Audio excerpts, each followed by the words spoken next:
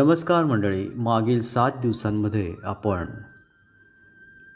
भगवद्गीतेचा प्रथम अध्याय आणि त्याचा सारांश तसंच द्वितीय अध्यायाचे 72 श्लोक याचं अर्थासह वाचन इत्यादी पूर्ण केलं. मंडळी, भगवद्गीतेतील योग म्हणजे नक्की काय आहे? तर तो काही फक्त शारीरिक व्यायाम नाही, तर मन आणि बुद्धीच्या संतुलनाची ती एक अवस्था आहे, जिथे कोणत्याही परिस्थितीत सुखदुःखातही मनाची स्थिरता टिकवून ठेवली जाते. कर्मफळाची अपेक्षा न करता निस्वार्थ भावनेने कर्तव्य करणे म्हणजेच कर्मयोग. तसेच ज्ञान, भक्ती आणि ध्यान यांच्याद्वारे आत्मसाक्षात्कार साधनेचा मार्ग आहे, जो आत्म्याला परमात्म्याशी जोडतो. मंडळी,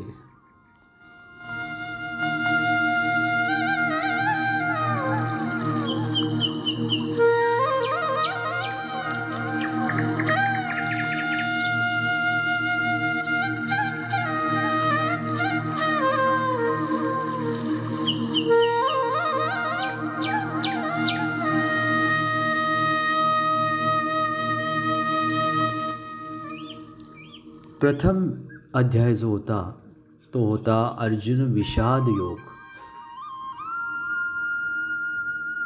आपलेच आप्त स्वकीय गुरुजन सगळे आपल्या समोर उभे ठाकलेले पाहून जो काही विषाद अर्जुनाला वाटला, दुःख वाटलं, निराश झाला, तो त्या सर्वाचं वर्णन अर्जुन विषाद युगामध्ये होतं. या संदर्भात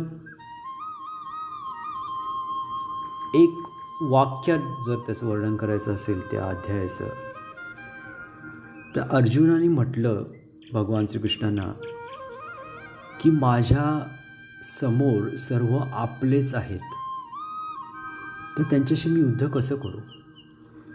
भगवान श्रीकृष्णाने प्रतिप्रश्न केला, जर ते आपलेच आहेत तर ते समोर का आहेत? आणि त्यानंतर जे काही त्यांनी उपदेश करायला सुरुवात केली श्रीकृष्णांनी, तो होता अर्जुन विषाद योग, भगवद्गीतेचा प्रथम अध्याय. सांख्ययोग म्हणजे काय? सांख्ययोग म्हणजे जो भगवद्गीतेचा द्वितीय अध्याय आहे, तो म्हणजे ज्ञानाचा योग किंवा तत्वांच्या विवेकाचा मार्ग,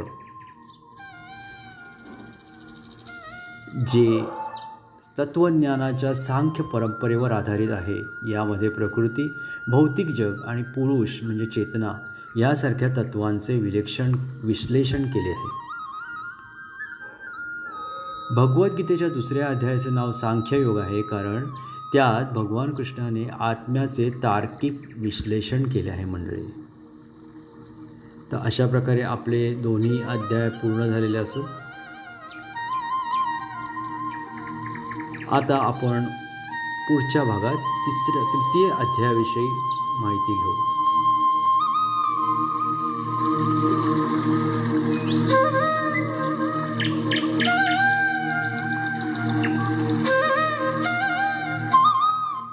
तृतीय